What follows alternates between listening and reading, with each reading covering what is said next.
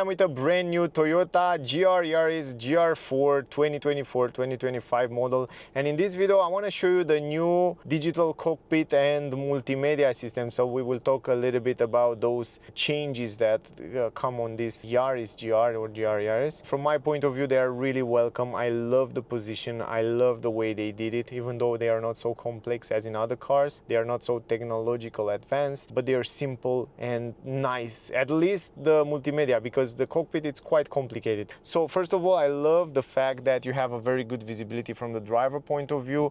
The multimedia screen, even though it's relatively small, it's tilted to the driver and it's positioned very well, so you have a very good visibility. I test it also on the navigation and I have a very good visibility. Even though it's small, it's very nice the way it is. It's not very small, but it's smaller than in most of the car these days. I love the fact that we have physical button here on the steering wheel from where you can change different views on the digital cockpit. And you can see right now in the middle we have the normal mode, but if you go in sport mode, you can see that the RPM line move on the upper side, so it looks much more interesting. But if you go back to eco mode, you can see it in the round way.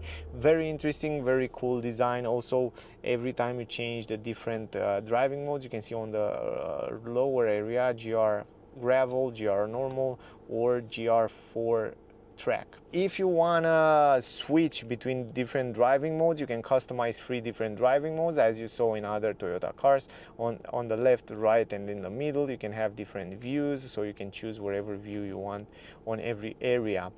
If you want to even go deeper, you press the button and then you change the middle part. You can see the shift position, the driver support with autopilot and all those informations.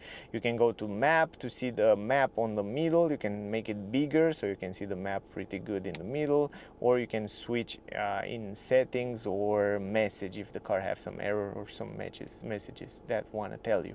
If you go to the settings, you can change all the safety features. As you know, on Toyota now it has all the safety features, very simple, added on the screen. It's much more easier to change it while you're driving without going into the multimedia screen. You can switch it from here. So you have all that lane assist, blind spot technology, emergency brake, parking sensors, rear cross alert, and so on. So you have all the settings around here. You can go to vehicle settings, you have brake suggestion, and you have also other extra settings around here. You have the meter settings, language, units, meter type, and rev indicator. You have the rev peak, you have the eco, fuel economy, and trip A, trip B, pop-up display. You can also reset it from here, but you have all those settings right here on the digital cockpit, so you don't have to go into the multimedia screen and use the touch screen. So those are really useful and very nice because sometimes when you're driving, it's much more easier to go on those physical buttons and change it than to go and touch the screen and change different settings. The cool part is that on the left side and right side, you can change what you would like to see, and you can add whatever things extra you want to have there to choose between. So if there are something that you don't really need it never, you can take it out from here. But once you set it there, you can see the all-wheel drive view, you can have this boost gauge, you can have the G-force on the left or right side, you can have it blank, you can have the fuel economy, the consumption, you can have the eco indicator, for example, here. You can have the driver support from autopilot or navigation, directions, audio, drive info, trip A, trip B, tire pressure. So there are so many things which you can configure left and right, which are extremely useful, and some of them are pretty cool, at least when you have a sporty car. So love the way they look. I don't know about you, but I really like the cockpit, and also you can see the car can read the traffic speed limit signs and so on. Pretty cool, right? Now, if we go in the middle here to the multimedia, you will see that it's pretty small, as I said before, but well positioned. What I like very much on it, it's connected also to the internet. I like very much that it's crazy responsive. I didn't expect that. When I came to the car, I was like, it's small, maybe it's not working so fast, but man, it's fast. It's probably the fastest, more responsive navigation system from Toyota, so I like it. I really like it. And also, if you set a destination, let me show you, you will see that The route guidance will start now. you can see how fast it's loading. That's something that I like. Pretty cool. And yeah, of course, you have all the settings here. You can find restaurants, you can see restaurants, petrol station, and wherever stuff on the road. So it will show you also on the map. That's cool. That's cool, right?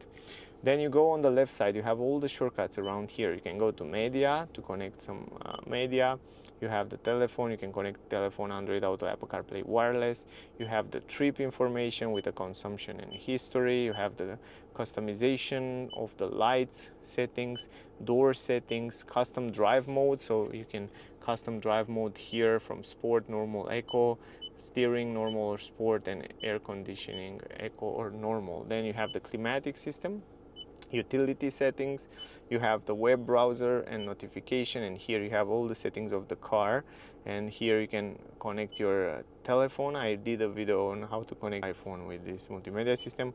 General settings, here you have accessibility, date and time, keyboards, language units, and Wi-Fi. You have display here settings, the camera settings, and the display settings. You can change it between day and night. You can make it also darker if you don't like it, brighter, or you can put it on auto, the brightness, the contrast, and so on.